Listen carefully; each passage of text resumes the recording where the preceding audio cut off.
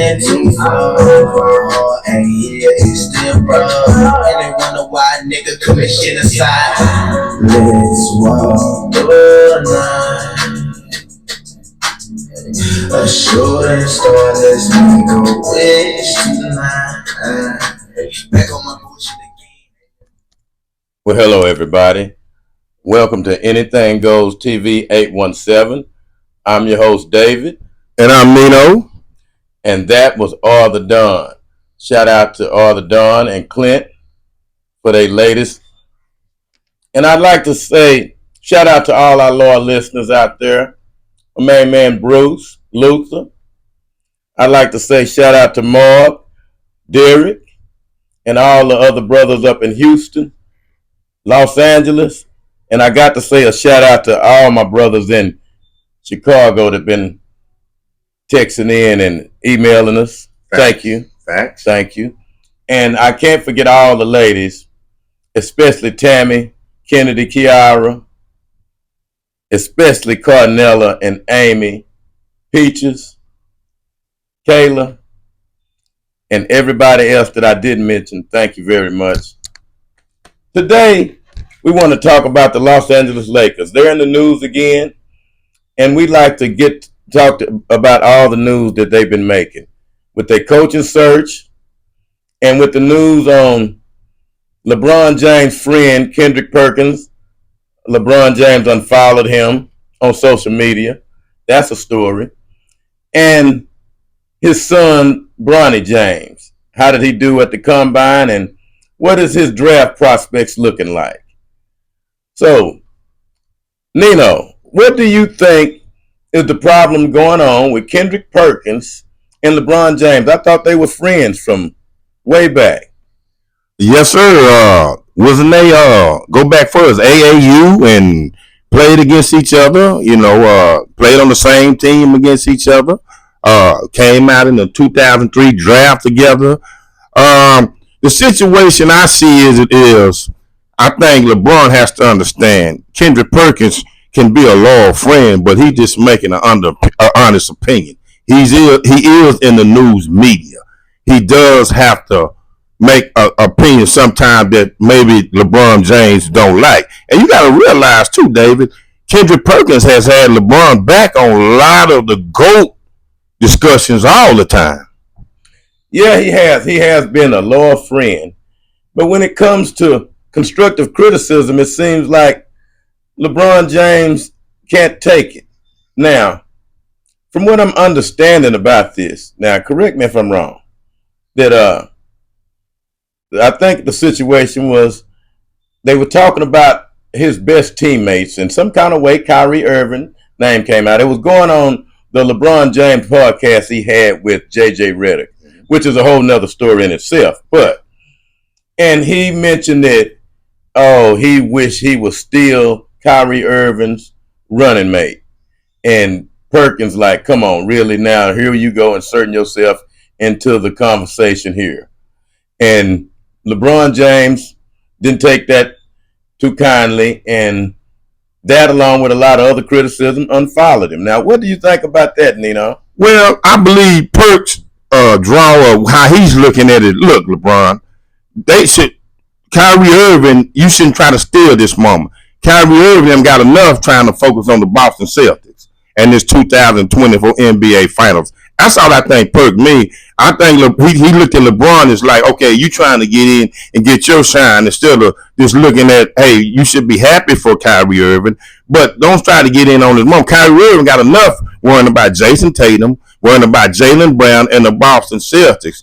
And I just think Kendrick Perkins meant like, hey man, do that later. But right now, let them, the point is the Dallas Mavericks versus the Boston Celtics. Yeah. Seems like LeBron James has to want to control the narrative, want to be a part of the story when he's not. And LeBron, I got news for you. If you were Kyrie's running mate, y'all wouldn't be in the championship right now. His style of playing, yours don't go together right now at this point in the career. But I could see why LeBron was mad about that. He was politicking on his podcast and throwing out hypotheticals. And again, that at this point, why not let Kyrie and Luka have their moment? It seems like you just won't let nobody, have their time in their limelight. Mm-hmm. Which brings us to our other thing we were talking about with the Lakers, and that is their coaching search. I believe Dan Hurley was offered a 6-year, $70 million contract offer from the Lakers, which he turned down. Nino, what you think about that? Well, I'm looking at it like this. How much is Dan Hurley thinking, well, is LeBron going to have his input on it? Is LeBron going to have his hands on it? Because, I mean, I was thinking even J.J. Redick was going to come in the equation. But I just think Dan Hurley thinking, well, how much is LeBron? Because we all know LeBron James is hands on. You can dispute it all you want to, but LeBron James is head on. So I just think Dan Hurley probably like, hey man, how much is this gonna be really me, or how much is this LeBron James or the executives of the Los Angeles Lakers? Well, I look at it plain and simple. It was an insult to offer that man such a cheap contract after coming out saying that the Lakers are getting ready to offer a massive contract. That massive contract amounted to making that man the 6th highest paid player coach in the league, behind Monty Williams and other people. I won't mention Eric Spoelstra because he have a chip, but several others that don't have a chip, he would be behind, and that would rank him at number 6. Steve Kerr is the number 1, making 17.5, which would have made Dan Hurley's offer around 12, and that's not much more than he's making in college. But for them to create all the buzz about we're going all in on Dan Hurley and to make such a cheap offer reeks of LeBron James' hand involved here. Mm-hmm. And I'm going to tell you why. It's because everybody know he's trying to get J.J. Redick to be the coach, and which is ridiculous. It is ridiculous. Jenny Buss has no idea what she's doing. And obviously, Rob Pelinka is lost right now. There's no way they should have dropped the ball on Dan Hurley. This was the best hire they could have made, and they dropped the ball. What you think, Nino? Oh, I agree 100% because J.J. Redick doesn't have any experience. I mean, it's been said, but you can see kind of the intricacies of it going. Him and LeBron had a little old podcast, out of all the people. And I'm not knocking J.J. Redick. Believe me, J.J. Redick had a pretty decent NBA career and everything. But all of a sudden, out of all the people that LeBron James could get a podcast with, he gets it with J.J. Redick. So I'm saying, but J.J. Redick, buddy, you ain't have no skins on the wall. You shouldn't even be in the running for the Lakers job. Do you know how much of a pressure cooker job that is? And on a podcast with LeBron James during the season, undermining Darvin Ham. It is such ridiculous. I can't believe LeBron James had the gall and the audacity to do that. Talking X's and O's with J.J. Redick during the season, undermining everything that Darvin Ham is doing. Insubordination. Insubordination is one of the words that come to mind when I look at what LeBron James did in this situation. Now, again, trying to get J.J. Redick the coaching job, I don't know if he had anything to do with that insulting offer that was made to Dan Hurley. Mm-hmm. Because they know he wouldn't have took that offer. He would have been out of his mind with what he's accomplished in college. Mm-hmm. And these pro coaches that can't coach, I'm talking about Doc Rivers, he done had, oh my goodness, let's not get started on that. But that reeks of LeBron James' hand in this, because that would have cemented the Lakers on having a legacy coach long after LeBron James, and a coach that commanded respect, mm-hmm. and a coach that knew what he was doing from a coaching family tree. That would have been, they would have knocked it out of the park with that. But again, LeBron James had a hand in this, and now they're interviewing JJ Redick. Maybe as we speak, I saw the news a couple of days ago. They're bringing him in, and the other coaches they brought in, they have some other coaches they bringing in, which don't have no buzz behind their name, which let us know that they don't even have a chance at the job. No. Oh, I agree with you. No. I mean, like you said, you can see it. You can see the writing on the wall. I mean, LeBron James, and like I say, I have stood for LeBron James and stood strong for him 10 toes down. But hey, man, you can see behind the lines that he's a big force in this, because this is the LA Lakers job. Why you don't have big name people besides these two principals that's coming at this job? You're not even whispering or nothing like that. So you can see that even though he will deny to the fullest, LeBron James has his hands all over this. Well, because they thought Dan Hurley would go along with having his son drafted and bringing him along slowly, ushering him in, and that would not happen. You can't cakewalk your son to the league, which brings us to our next segment. Is Bronny James ready to be drafted? Because now what I've heard is he was not on the draft board at all. At all. And people not on the draft board very, very rarely get invited to the NBA Combine. So we see LeBron James' hand in that. Some people who should have been there weren't there because LeBron James is nepotism or whatever word you want to use. His influence got his son there. Now, while he's there, all of a sudden, he's the number 52 or 53 ranked recruit, which puts them right in the crosshairs of the Los Angeles Lakers and Boston Celtics second round pick. It seems like Rich Paul and them have done their job. They have changed the rankings around. Mm-hmm. And I've seen the film of the combine, and I've seen a player that wasn't ready.